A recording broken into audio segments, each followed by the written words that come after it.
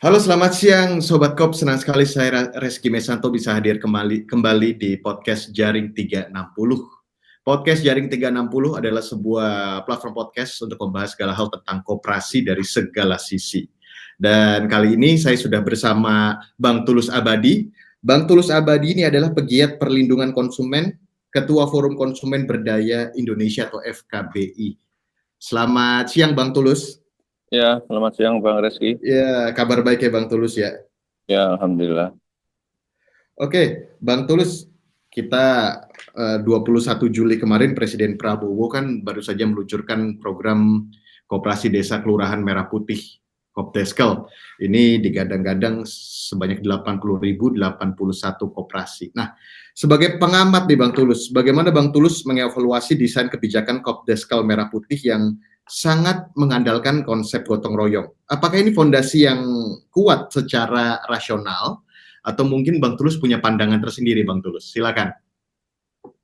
Ya, baik, terima kasih. Jadi kalau disebut koperasi dan itu merujuk kepada konstitusi dan juga semangat di dalam masyarakat Indonesia, memang itu mencerminkan adanya sebuah inisiatif yang sangat membumi ya dari sisi sosial maupun ekonomi, karena dianggap bahwa koperasi itu adalah salah satu sokok guru ekonomi kita. Dan kita punya Bapak Koperasi yaitu Bapak Muhammad Hatta, dan sudah diperingati juga sebagai Hari Koperasi Nasional ya. Dan itu menjadikan bahwa koperasi itu dengan spirit gotong royong itu mencerminkan spirit sosial dari masyarakat Indonesia. Kalau berangkat dari situ memang menjadikan koperasi itu sebagai sebuah upaya untuk menjadikan pilar-pilar ekonomi Pancasila ya, kalau kita klaim seperti itu, sehingga menjadi positif bagi eh, apa dinamika dan pilar-pilar ekonomi Indonesia itu. Nah, dari situ memang punya landasan sosiologis dan filosofis di dalam mewujudkan sebuah koperasi di Indonesia gitu. Secara umum begitu. Oke, nah kalau kita lihat dari kebijakan ya Bang Tulus ya, kebijakan ini kan sebetulnya bertujuan untuk membangun ekonomi yang lebih inklusif gitu. Nah, dari perspektif analisis kebijakan, bagaimana Bang Tulus melihat theory of change, ya theory of change di balik program ini? Apakah kebijakan atau regulasi yang ada secara logis ini bisa menjembatani kesenjangan antara apa ya istilahnya roadmap dengan kondisi real di lapangan nantinya Bang Tulus. Ya, memang landasan filosofis tadi yang saya sebutkan itu akan menjadi sebuah realita yang sulit diwujudkan kalau kemudian tidak ada upaya-upaya yang membackup untuk mewujudkan itu. Misalnya dari sisi eh, regulasinya dan juga bagaimana proses pelibatan masyarakat itu. Sebenarnya kalau kita bicara koperasi itu kan memang itu idealnya adalah bertumbuh dari masyarakat. Jadi masyarakat sebagai pilar utama koperasi itu seharusnya menjadi sokok guru di dalam mewujudkan sebuah koperasi yang kemudian akan menjadi sense of belonging bagi masyarakat itu di dalam mewujudkan koperasi. Jadi bukan sebagai sebuah perintah dari eksekutif ya, yang kemudian kurang bernuansa di dalam pelibatan eh, sendi-sendi ekonomi masyarakat gitu. Nah, koperasi itu kan kalau kita bandingkan misalnya, yang saya bayangkan sebagai pegiat perlindungan konsumen, dengan adanya koperasi itu kan nanti bisa memberikan satu pasokan harga yang lebih murah kepada masyarakat ya, dengan komoditas yang dijual, ataupun dengan utang piutang yang lebih murah ataupun tanpa bunga sekalipun, atau dengan bunga yang jauh lebih kecil. Nah, ini artinya untuk mendorong daya beli masyarakat dan mendorong adanya keterlibatan masyarakat. Nah, kalau itu tidak disertai dengan upaya-upaya itu, saya ragu bahwa ini koperasi akan menjadi sebuah eh, instrumen untuk memberdayakan ekonomi masyarakat, ataupun mungkin kata yang diklaim bisa menumbuhkan tenaga kerja dan lain sebagainya. Nah, oleh karena itu, ini saya kira yang terpenting dari koperasi ini adalah bagaimana eh, apa menciptakan rasa memiliki masyarakat kepada koperasi ini dan kemudian bisa memberdayakan eh, perekonomian masyarakat di lapis bawah yang sesungguhnya, ya misalnya dengan rantai pasok eh, barang yang dijual ataupun ditransaksikan atau juga melalui proses simpan pinjam yang jauh lebih ringan dibanding misalnya bank ataupun hal-hal lain yang diperlukan di koperasi itu. Oke, Bang Tulus tadi sempat disebutkan apabila koperasi ini dengan semangat gotong royongnya, ini at the end Bang Tulus sebagai pegiat perlindungan konsumen ini melihat bahwa adanya koperasi mungkin bisa lebih mesejahterakan masyarakat khususnya lapisan bawah. Ini kita bicara juga tentang regulasi. Hal itu bisa tercipta ketika regulasi awal itu bisa terlaksana, bisa dimengerti dan bisa diimplementasikan hingga ke lapisan bawah. Dalam hal ini mungkin di desa-desa. Tapi bagaimana Bang Tulus melihat kondisi selama ini ya sebagai pengamat dan pegiat kebijakan, pegiat perlindungan konsumen? Selama ini kan selalu ada gap antara apa yang sudah diregulasikan dari atas, kemudian nyampe ke bawah itu pasti ada yang nggak terrealisasikan dengan berbagai alasan. Bagaimana Bang Tulus melihat hal ini, Bang? Ya, memang kalau saya lihat dari case yang ada di lapangan beberapa hari atau bahkan beberapa minggu setelah launching itu kan banyak kasus atau beberapa kasus koperasinya baru dibuka kemudian ternyata langsung ditutup karena ada sesuatu dan lain hal misalnya apa ininya belum dibayar dan lain sebagainya.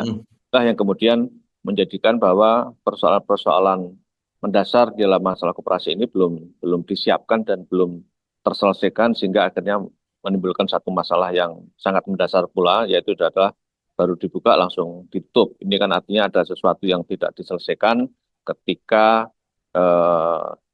koperasi ini dibentuk gitu, kira-kira begitu. Nah, oleh karena itu ini hal yang sangat mendasar adalah bahwa bagaimana agar di dalam membuat koperasi ini memang betul-betul koperasi yang dibutuhkan oleh masyarakat, ya, kebutuhan real ekonomi masyarakat di Indonesia atau di desa-desa, jangan sampai koperasi ini menjadi sebuah upaya untuk eh, semacam pilot project di dalam kebijakan-kebijakan pemerintah ya, yang bernuansa politis gitu, ya. Karena kan eh, kalau ada nuansa-nuansa yang bernuansa politis itu menjadikan proyek ini tidak natural dan akhirnya kemudian tidak berhasil gitu sebagai upaya untuk memberdayakan ekonomi masyarakat, menyerap tenaga kerja dan lain sebagainya. Oke, Bang Tulus tadi sempat menyebutkan bahwa mudah-mudahan bahwa proyek ini atau program ini tidak hanya untuk kebutuhan politis ya seperti itu ya. Menurut Bang Tulus sendiri apa yang harus diperhatikan untuk menghindari hal tersebut, Bang Tulus? Ya, hal yang harus diperhatikan tentu adalah eh, apa ya? Tadi pelibatan stakeholder di lapangan di dalam proses pembentukan koperasi ini yang memang betul-betul eh, mereka membutuhkan, kemudian ada pelibatan real baik dari sisi pembentukannya, prosesnya maupun juga dari sisi apa namanya proses dari sisi eh, product knowledge-nya, ya. Jangan sampai membentuk koperasi ternyata stakeholder-nya tidak mengerti tujuan dan arah dari koperasi ini. Ya, jadi koperasi itu tidak bisa serta-merta dibuat tiba-tiba kelembagaannya ada, tapi kemudian tidak disiapkan apa aspek-aspek yang mendasar. Misalnya dulu ketika kita pernah zamannya waktu itu ada 212 ya, ya 212 yang aksi rame itu yang kemudian mereka membentuk koperasi. Padahal itu tumbuh dari masyarakat gitu. Tapi ya akhirnya koperasi yang didirikan eh, 212 itu akhirnya bubar sampai sekarang tidak ada yang berbekas karena memang punya apa tidak punya landasan filosofis yang jelas, arah tujuan yang jelas sehingga menjadikan eh, koperasi yang telah dibentuknya itu akhirnya tidak bisa eksis, tidak bisa bersaing dengan pilar-pilar ekonomi yang sudah ada, misalnya retail modern dan lain sebagainya. Nah, yang saya bayangkan koperasi merah putih ini kan bagaimana dia bisa bersaing secara kompetitif dengan harga yang terjangkau dengan apa namanya tadi retail modern ya, ataupun dengan pihak perbankan yang selama ini banyak masyarakat kita yang tidak bankable ya karena bunganya tinggi ya. Dengan adanya koperasi ini kan mestinya kemudian ada akses finansial mikro kepada masyarakat yang kemudian bisa menjadikan masyarakat jadi meningkatkan inklusivitas finansialnya kepada masyarakat yang selama ini inklusivitas finansialnya itu rendah atau bahkan tidak ada. Iya, berarti memang sebetulnya tujuan koperasi sendiri kan bisa membantu masyarakat mungkin yang seperti yang Bang Tulus bilang, bankable. Mereka tidak punya akses perbankan sehingga Ya. khususnya untuk simpan meminjam, entah mereka terkendala persyaratan dan lain-lain, mungkin bisa ditolong dengan melalui koperasi ini. Nah, salah satu hal yang bisa menjaga atau dalam tanda kutip ya pagar supaya master plan dari koperasi desa Kelurahan Merah Putih adalah regulasi yang jelas. Nah, kalau menurut Bang Tulus sendiri, apakah kerangka regulasi terkait program Koperasi Desa Kelurahan Merah Putih saat ini sudah memadai dari segi hukum dan kelembagaan atau justru malah ambigu? Karena kan takutnya malah ini bisa jadi penyelewengan atau penyalahgunaan gitu, Bang. Ya, kalau sejauh yang saya lihat ini masih banyak persoalan ya, dan terbukti kemudian tadi yang awal saya sebutkan di dalam eh, beberapa hari setelah launching kemudian timbul masalah di banyak tempat. Ini artinya ada hal-hal yang mendasar yang belum diselesaikan baik dari sisi regulasi maupun dari sisi kebijakan teknis yang kemudian tidak bisa melahirkan sebuah koperasi yang memang dibutuhkan oleh masyarakat gitu.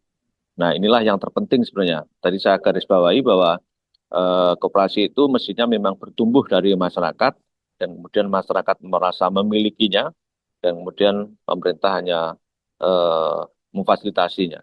Nah, kalau sebenarnya kita bicara soal simpan meminjam dengan bunga yang rendah atau tanpa jaminan, itu kan saat ini sebenarnya ada usaha mikro yang sudah dibuat oleh perbankan ya, misalnya oleh BRI atau oleh bank yang lainnya atau juga oleh finansial teknologi ya, yang dikenal dengan eh, pinjaman online dengan catatan itu yang legal ya, yang kemudian itu eh, tujuannya adalah untuk meningkatkan inklusivitas finansial masyarakat ya di lapis mikro. Oke, berarti nah kalau saya bertanya tadi seperti disebutkan beberapa kesalahan dalam regulasi yang akhirnya tadi Bang Tulus sempat mention bahwa di awal saja sudah ada kesalahan. Nah, Bang Tulus melihat apa nih celah-celah kesalahan dari sekumpulan regulasi atau kebijakan program ini yang mungkin masih harus dibenahi oleh pihak terkait, khususnya mungkin Kementerian Koperasi dalam hal ini? Ya, menurut saya yang sangat mendasar adalah tadi eh, menyiapkan jaringan-jaringan di lapis bawah di masyarakat, ya, kemudian melibatkan mereka di dalam proses pembentukan kebutuhannya apa, ya, jangan sampai kita membuat satu kebijakan ternyata masyarakat tidak membutuhkannya, ya, karena yang terpenting dari kebijakan kan masyarakat memang membutuhkan itu dan kemudian bisa memanfaatkannya, dan sebaliknya ketika kebijakan itu dibuat tanpa proses pelibatan masyarakat real yang kemudian ketika diimplementasikan akhirnya kedodoran gitu. Nah, ini yang saya kira menjadi sangat mendasar di dalam upaya mewujudkan koperasi yang notabene itu diklaim akan tadi meningkatkan inklusivitas finansial, tenaga kerja dan lain sebagainya. Gitu. Sekali lagi kalau praktek-praktek koperasi selama ini kan bertumbuh dari masyarakat ya, dan masyarakat merasa memiliki. Misalnya di kantor di RW saya ya di Jakarta itu ada satu koperasi simpan pinjam yang bunganya rendah ya, yang tadinya modalnya sangat kecil tapi sekarang sudah sampai 2 miliar ya. Dengan apa? Dengan tadi mereka saling merasa memiliki konsistensi di dalam pengembalian dan adanya satu kepercayaan ya antar pihak pengelola koperasi dengan masyarakat yang melakukan pinjam meminjam itu. Nah, kalau tanpa asas itu kan akhirnya kemudian tidak ada kepercayaan yang akhirnya malah kemudian menimbulkan satu masalah. Berarti regulasi yang jelas, yang tidak bersifat karet ya itu, dan juga saling memiliki ya, Ya, perasaan saling memiliki di anggota yang bisa menjamin bahwa kemudian program ini bisa berlangsung everlasting dan membuahkan hasil seperti ya, apa yang dicita-citakan. Nah, kalau Bang Tulus sendiri melihat bagaimana kesiapan di level-level mulai dari yang paling rendah, mungkin dari desa atau mungkin dari kelurahan sendiri, dengan adanya program kelembagaan baru ini? Apakah mereka sudah siap atau tanda kutip ya mereka masih samar-samar gitu mendapatkan edukasi tentang program ini, Bang? ya, saya lebih melihat ini sebagai belum adanya ketidakjelasan sebenarnya program ini mau tujuannya ngapain, ya. Karena apalagi kalau kemudian koperasi ini adalah dijadikan apa migrasi dari dana desa yang kemudian dilarikan menjadi untuk koperasi.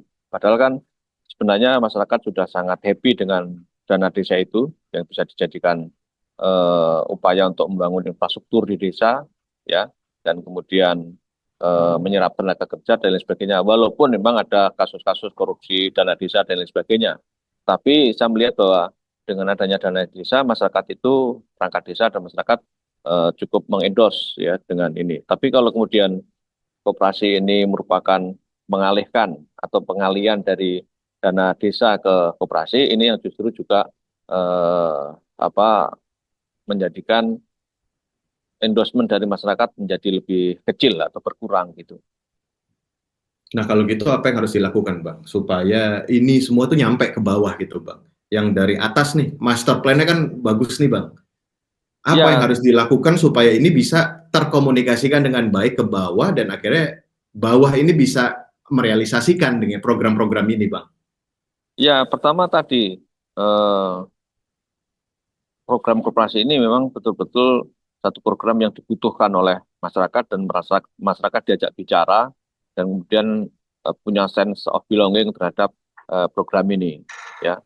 Kedua, jangan sampai koperasi ini menjadi program yang hanya sebagai uji coba atau bahkan ada nuansa politis atau kemudian eh, ada proyek tertentu gitu. Atau juga tadi saya katakan kalau koperasi ini akhirnya secara finansial, skema finansial adalah mengalihkan dari dana desa ke koperasi gitu. Saya kira kalau itu kan justru masyarakat, perangkat desa di desa-desa itu kan lebih, tadi saya katakan lebih happy dengan program dana desa. Walaupun sekali lagi banyak beberapa kasus, satu kasus di lapangan adanya eh, korupsi dana desa atau penyelewengan dana desa. Kalau soal penyelewengan ya di mana-mana bisa terjadi. Oke, program koperasi desa Kelurahan Merah Putih ini juga tadi saya sempat pada saat Bang Tulus menjelaskan dana desa ini juga bisa menciptakan lapangan pekerjaan. Nah kan sama seperti koperasi desa Kelurahan Merah Putih sebanyak 80.081 sudah diresmikan kelembagaannya dan juga masuk dalam prolegnas. Ini kan bisa dibilang ini sebuah peluang besar nih, Bang. Sebuah peluang besar. Bagaimana Bang Tulus sendiri melihat dengan Kopdes kali ini masuk prolegnas, peluang besar. Apakah benar demikian, Bang? Bisa benar-benar menciptakan jutaan lapangan pekerjaan khususnya buat masyarakat di pedesaan mungkin pada umumnya. Kalau diklaim akan menciptakan lapangan pekerjaan, kok saya masih sangat ragu ya dengan klaim ini, karena eh, apa koperasi ini kan kalau saya tangkap kan tadi konteksnya adalah simpan eh, simpan pinjam, ya. Kalau simpan pinjam sebenarnya ya tadi menciptakan inklusivitas finansial yang kemudian masyarakat bisa menggunakan uang tersebut untuk apa pertumbuhan ekonomi di daerah ya di masing-masing desanya atau daerahnya sehingga ada keberdayaan ekonomi. Jadi kalau menyerap tenaga kerja sekian kan dengan asumsi apakah ini program padat karya atau eh, koperasi simpan peminjam, ya simpan pinjam. Kalau padat karya kan misalnya irigasi ataupun proyek infrastruktur itu menyerap tenaga kerja karena itu kan padat karya. Nah, ini kan koperasi kan lebih kepada skema finansial pada masyarakat untuk bisa adanya pinjam meminjam dengan lembaga mikro dalam bentuk koperasi sehingga terakses keuangan mereka. Oke, kalau gitu Bang Tulus sebagai pengamat ya Bang Tulus, kunci bagaimana Bang Tulus bisa mengatakan suatu saat ya program ini berjalan sekian waktu, apa kunci titik keberhasilan bahwa program ini berhasil, master plan dari atas ke bawah benar-benar terkomunikasikan dengan baik, apa kunci keberhasilannya Bang Tulus? Ya, yang utama adalah pemberdayaan ekonomi masyarakat di lapis bawah ya, di pedesaan, sehingga masyarakat bisa perekonomian di lapis bawah itu betul-betul tumbuh dengan koperasi ini, dan kemudian secara mikro juga bisa meningkatkan inklusivitas finansial yang selama ini memang literasi finansial dan inklusivitas finansial kita masih kurang baik ya, terkendala oleh adanya prasyarat yang terlalu complicated ya, kemudian adanya satu jaminan yang masyarakat tidak punya jaminan gitu. Nah, dengan koperasi itu kan diharapkan ada semacam deregulasi atau kemudahan-kemudahan yang selama ini hanya ada di perbankan. Nah, sekarang koperasi menyediakan itu. Nah, asumsinya seperti itu harusnya gitu. Sejauh yang saya lihat gitu. Oke, berarti salah satu parameter atau kunci bisa lihat berhasil atau tidaknya adalah bagaimana bisa mengubah inklusivitas kehidupan di masyarakat bawah begitu ya, Bang Tulus ya. Ya, itu dalam konteks finansial, tapi dalam konteks ekonomi mikro, ya ada keberdayaan ekonomi dari masyarakat itu.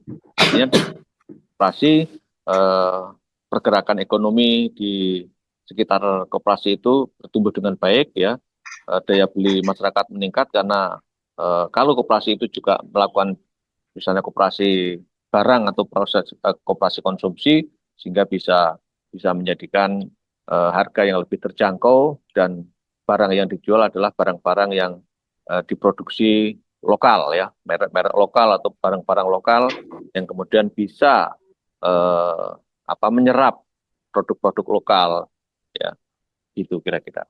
Oke, berarti bisa membangun ekonomi lokal, menggerakkan, menumbuhkan, itu juga salah Ya, satu kunci keberhasilan ya. dari program ini ya. Oke, Bang Tulus, sebagai penutup, ada nggak rekomendasi dari Bang Tulus bagaimana supaya program ini benar-benar nyampe dari atas ke bawah buat closing statement Bang Tulus? Silakan Bang Tulus. Ya, yang utama menurut saya program ini harus betul-betul memang dibutuhkan oleh masyarakat ya, dan juga jangan menjadi program yang sifatnya tambal sulam atau jangka pendek yang kemudian justru tidak berkesinambungan karena adanya kepentingan-kepentingan jangka pendek itu ya. Dan sekali lagi harus ada pelibatan masyarakat ya, sebenarnya masyarakat itu membutuhkan apa, apakah butuh koperasi simpan pinjam atau koperasi bahan pangan, koperasi yang terkait dengan barang-barang kebutuhan pokok yang kemudian dia bisa membeli dengan harga yang lebih terjangkau ya, sehingga tidak perlu ada operasi pasar ataupun hal-hal lain yang membuat daya beli masyarakat lebih tinggi gitu, atau daya beli masyarakat tertekan karena adanya harga-harga yang mahal. Oke, baik. Terima kasih Bang Tulus obrolan singkatnya di siang hari ini di podcast Jaring 360. Mudah-mudahan program Koperasi Desa Kelurahan Merah Putih ini bisa terkomunikasikan dengan baik dari atas sampai bawah sehingga apa yang diharapkan ini bisa berjalan dengan lancar. Terima kasih Ya. sekali lagi Bang Tulus sudah bergabung di podcast Jaring 360. Baik, Muji, sama-sama. Ya, baik. Teman-teman, Sobat Kop, demikian bincang-bincang singkat saya dengan Tulus Abadi. Beliau ini adalah pegiat perlindungan konsumen, Ketua Forum Konsumen Berdaya Indonesia atau FKBI, yang juga sebagai pengamat kebijakan publik. Sampai jumpa di podcast Jaring 360 berikutnya.